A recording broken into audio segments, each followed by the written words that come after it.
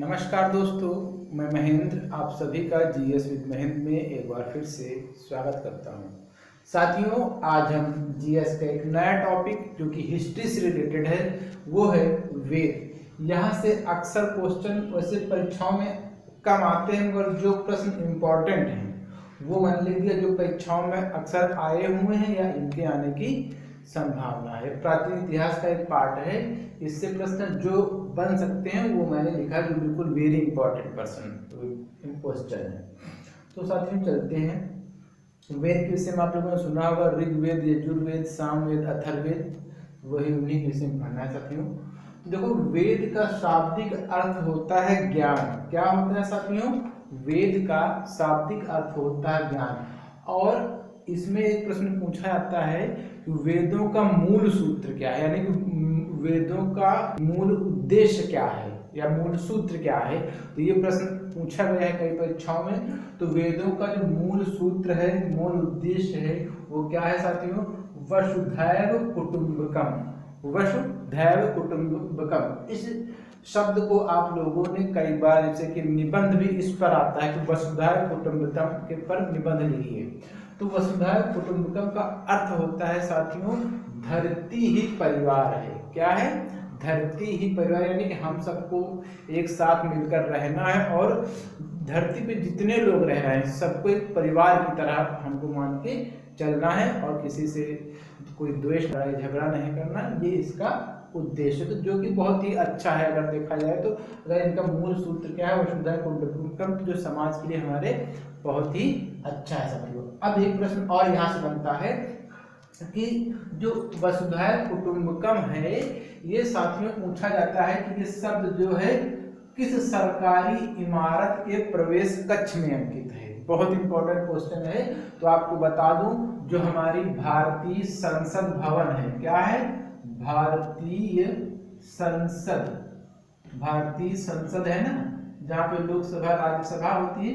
तो भारतीय संसद भवन का जो प्रवेश कक्ष है वहां पर अंकित है। मैं बता दूं, प्रश्न ऐसे पूछा जाएगा कि वसुधैव कुटुंबकम शब्द किस सरकारी इमारत या भवन के प्रवेश कक्ष में अंकित है। ये पूछा भी आ चुका है, ठीक है। तो वो है भारतीय संसद भवन के प्रवेश कक्ष में। कहां पर? भारतीय संसद भवन के प्रवेश कक्ष में। कहां पर है? भारतीय संसद भवन के प्रवेश कक्ष में साथियों अंकित है साथियों, ठीक है। इसका अर्थ होता है धरती ही परिवार है। अब देखो, वेदों की रचना किसने की थी? तो वेदों की रचना महर्षि कृष्ण द्वैपायन वेद व्यास ने की थी। शॉर्ट फॉर्म में इनको वेद व्यास कहा जाता है साथियों, ठीक है। अब अगला क्वेश्चन, यहाँ से प्रश्न यहाँ से भी जाता है। वेद 4 होते हैं, ऋग्वेद, यजुर्वेद, सामवेद और अथर्ववेद। यही इनके निर्माण का क्रम भी है। क्रम पूछा जाता है साथियों, जैसे कि ऋग्वेद, यजुर्वेद, सामवेद, अथर्ववेद, उल्टा करके ऑप्शन दे देगा, फिर यजुर्वेद, ऋग्वेद, सामवेद, अथर्ववेद, अथर्ववेद, यजुर्वेद। तो इस तरह से ये क्रम याद करना भी आप लोगों के लिए इम्पोर्टेंट है। चारों वेदों को सम्मिलित रूप से क्या कहा जाता है? हमारे वेद कितने हैं? 4 हैं, ऋग्वेद, यजुर्वेद, सामवेद, अथर्ववेद। इनको इसी क्रम में याद रखिएगा। और इनको सम्मिलित रूप से संहिता कहा जाता है साथियों। क्या है? संहिता। अब आते हैं पहले वेद पर, जो कि हमारा है सबसे प्राचीन वेद है, जो कि है ऋग्वेद। ये क्या है साथियों? ये ऋचाओं का संग्रह है। ऋचाओं का संग्रह यानी कि इसमें श्लोक दिए गए हैं, यानी कि पोएम फॉर्मेट कह सकते हैं, काव्य फॉर्मेट में इसमें श्लोक दिए गए हैं, जिसमें से 10 मंडल हैं और 1028 क्या है? सूक्त हैं, ठीक। कोटेशन है, आप लोग जिसको इंग्लिश में बोलते हैं। इसी ऋग्वेद में ही गायत्री मंत्र का उल्लेख किया गया है, जो कि ऋग्वेद के 3रे मंडल में है। किस मंडल में है? 3रे मंडल में। वेरी इंपॉर्टेंट है, कई बार परीक्षाओं में पूछा गया है कि गायत्री मंत्र का उल्लेख किस वेद में किया गया है। तो वो हमारा होगा ऋग्वेद साथियों, ठीक है।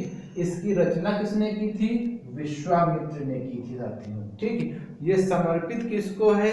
ये सूर्य देवता सावित्री को समर्पित है। सूर्य देवता को ही सावित्री कहा जाता है, उसको समर्पित है गायत्री मंत्र साथियों, ठीक है।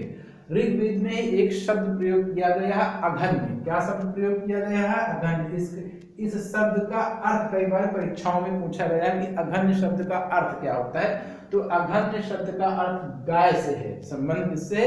गाय से। यानी कि इसका अर्थ होता है ना मारे जाने योग्य, यानी कि जिसको मारा ना जा सके, जिसको मारा जाना वर्जित हो जाती है उससे। ठीक है, तो गाय को मारना इसे कहते हैं पाप लगता है, तो उस गाय से संबंधित है साथियों। ठीक, अब आते हैं दूसरे पर हमारा यजुर्वेद। बहुत इंपॉर्टेंट, मैंने उतने फैक्ट लिखे हैं यहाँ से जहां से मतलब परीक्षाओं में प्रश्न आए हैं और आने की संभावना है साथियों। ठीक है, बल के नियमों का उल्लेख इसमें किया गया है यजुर्वेद में। ठीक, यज्ञ नियमों का उल्लेख इसमें किया गया है। ये गद्य व पद्य दोनों में है साथियों। ठीक है, गद्य व पद्य दोनों में लिखा गया है। वेद कौन सा है? यजुर्वेद। बहुत बार पूछा गया है ये। ठीक है, अब आते हैं हमारा तीसरा पॉइंट है, दूसरा और तीसरा हो जाएगा सामवेद। सामवेद का शाब्दिक अर्थ जो अर्थ है वो गान है, गान से संबंधित है। इसका संकलन जो है ऋग्वेद पर आधारित। ये प्रश्न पूछा जाता है कि सामवेद का जो संकलन है किस पर आधारित है? तो ऋग्वेद पर आधारित है साथियों। भारतीय संगीत का जनक किसे कहा जाता है? तो सामवेद को कहा जाता है साथियों। ठीक है, अगला हमारा पॉइंट है अथर्ववेद। इसमें क्या है कि सबसे बाद का वेद है। इसमें कन्याओं के जन्म की निंदा की गई है साथियों। ठीक है, बताओ, कन्याओं के जन्म की निंदा की गई है। ठीक है, जादू टोना का वर्णन है, जादू टोना, वशीकरण, भूत प्रेत, इन सब का इसमें उल्लेख किया गया है। इसी में अथर्ववेद में ही परीक्षित को कुरुओं का राजा कहा गया। परीक्षित समझ रहे हो आप लोग कौन है? पहले भी चर्चा कर चुका, बता देता हूँ। जो महाभारत में अर्जुन का पुत्र अभिमन्यु था, अभिमनाम था परीक्षित। तो इसमें जो है कहा गया है कि जो परीक्षित से वो कुरुओं के राजा थे। ठीक है, इसी में अथर्ववेद में ही सभा एवं समिति को प्रजापति की 2 पुत्रियां कहा गया है साथियों। ठीक है, तो ये हमारे जितने भी इम्पोर्टेंट फैक्ट यहाँ से बन सकते थे मैंने सारे आपको बता दिए हैं साथियों। ठीक है, तो आज हम यहीं पे क्लास समाप्त करते हैं। कल फिर मिलेंगे या किसी और दिन, नेक्स्ट दिन जो है फिर एक नई टॉपिक के साथ मिलेंगे। तब तक के लिए साथियों थैंक यू।